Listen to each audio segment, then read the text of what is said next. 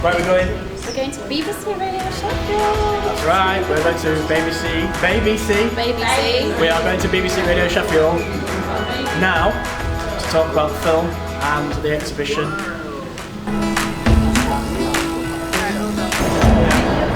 Feel the fear. Feel the fear. Do it anyway.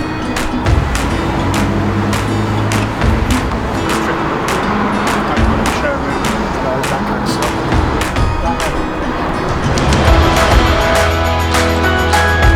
How are we feeling, Gabs? But I'll tell you something, this is the first with you guys. It's the first with us guys. Have you been on the radio before?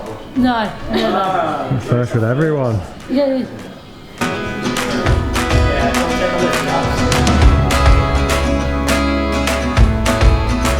The doors are shut.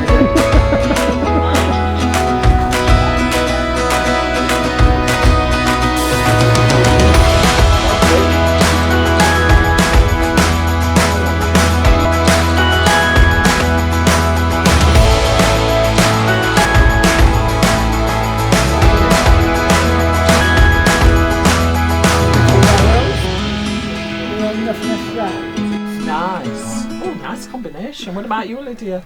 I had yoghurt with bananas. Oh, what flavour yoghurt? Just plain? Just plain. Yeah?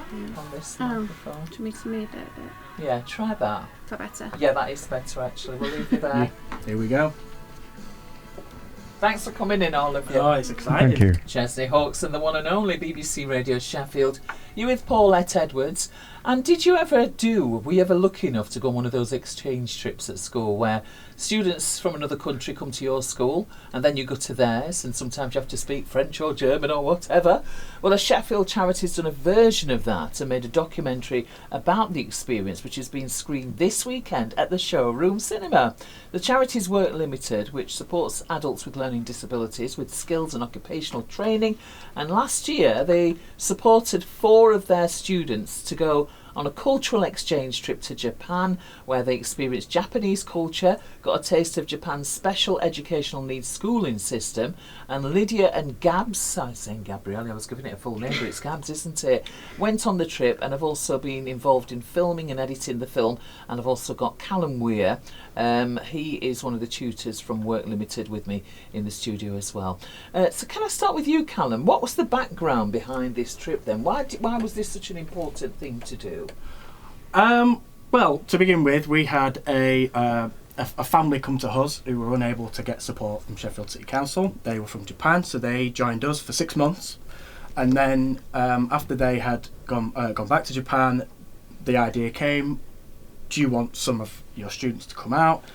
So we arranged it, and essentially it was the perfect opportunity for us to demonstrate how adults with learning disabilities, neurodivergencies and differences and additional needs can still access those other cultures and go further afield than sort of our own borders, really.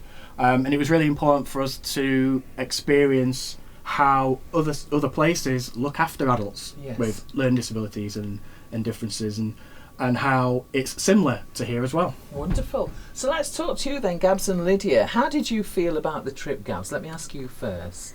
First time I heard about Japan, and I've been to Japan, and now I have.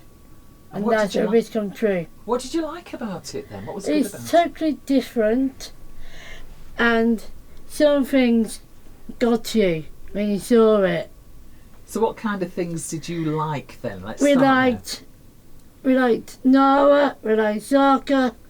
It's just some people went on. Or what about the Shinkansen, Gabs? What about the bullet train? But the favourite thing for me was the bullet train. And it was so fast, so smooth, and it was so the best thing. I just loved it. I remember going to Nara, I thought, yes, that was it. That sounds amazing. That's the thing that I'd like to try. Actually, I may be going to Japan, Gab, so I might come to you for some advice on this. So Lydia, did you notice much difference about the systems in Japan when it came to education? Yeah, definitely. So the school was definitely different to the UK. So they had more support. So when we were out there, they had different rooms for different needs. Like even the students in like wheelchairs, they were able to have the support and had the trays on the wheelchairs and were able to clean up after themselves. It was just amazing. Right, so it showed you big differences between the education system for special educational needs in Britain and in Japan. And was there any of that you thought could actually work here in terms of things that we've not actually thought about that could work here, Gabs? Is there anything that you thought we need to do that here? What about the cleaning up, Gabs, and how all of the students in that school were supported? Can you remember? I went to 2 places, one with the babies. Oh yeah, okay. And one of the babies had a hug.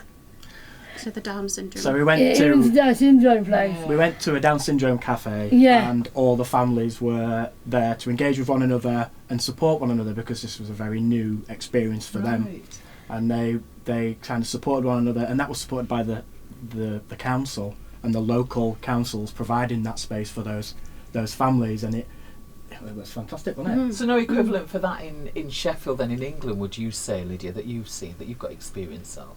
Yeah, it was just Very just different. a whole different world, to be honest. Incredible.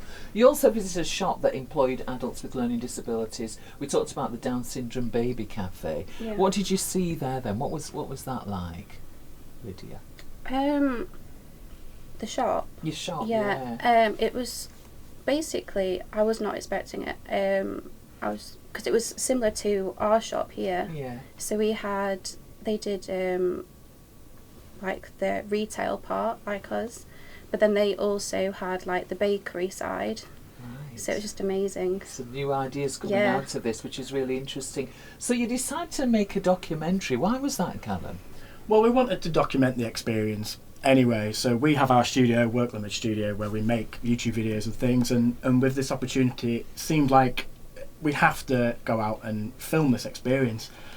So we captured as much as we could on it, but when we got back we thought we need to tell this story, because there were so many observations I made of the 4 students that went, including Liam and Jack, who are obviously in the documentary as well as Lydia and Gabs, and how their confidence changed, how their mindset towards their own capabilities changed, and also overcoming barriers that like diets and food and things like that. So we thought it was really important to show that these exchanges for anyone can have a positive impact on their mindset and approach to their own abilities and understanding of what they are capable of, or everything.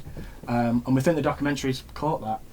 It's right. It's extending horizons. All of us could do with it. All of us could do with doing something a bit different. Bullet trains for Gabs and all of that in the cafe and stuff.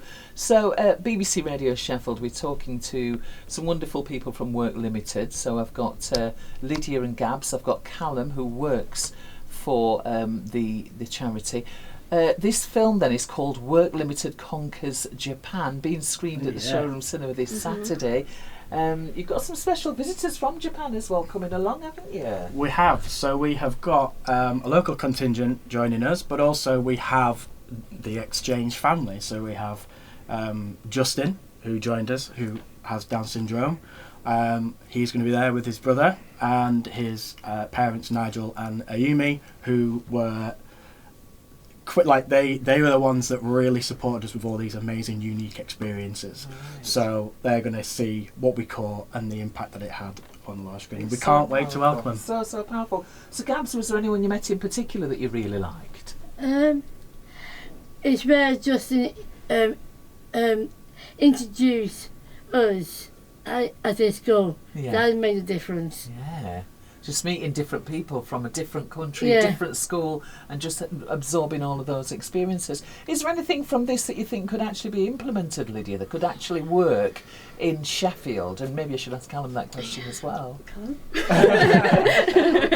I think the film overall just shows what the possibilities are. Right. And I think the overall response has been, this should happen more often. Yes. I think one of the biggest impacts for me whilst I was out there was seeing those individuals out there meeting people from another country for the very, very first time. Because they didn't think that they were anyone else apart from them, did they? Absolutely. Yeah, So, that's incredible, isn't it? Going into Justin's school, meeting his friends, as Gab said, and they're like, I didn't realise there were people out there that have got similar support needs as I do.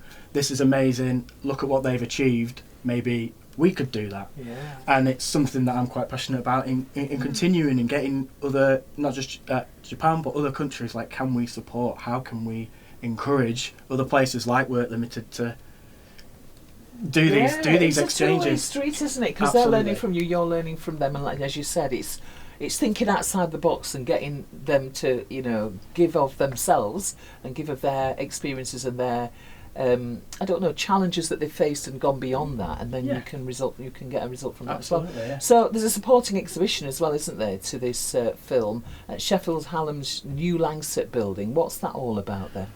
So as well as showcasing the film, where you can come and see the trailer for it as well, we are demonstrating all the other elements of Work Limited as well. So Create, which is our kind of homeware shop where students get to work with customers and support them in that respect, and they make crafts there as well. And also our kind of flagship original site, Work Limited, up on Ringing Low Road, where we do similar things, and also the Hidden Gem Cafe, which is up there, which I've munched at a number of times. I'm going to be award-winning cafe. Award-winning cafe. Well done, Lillian. Absolutely. So it's just there to demonstrate everything we do, both to show Sheffield that we're out there and we're part of the city, but also it's the summer holidays, so parents who might be looking for alternative provision can come and see what we do at our different sites, what might be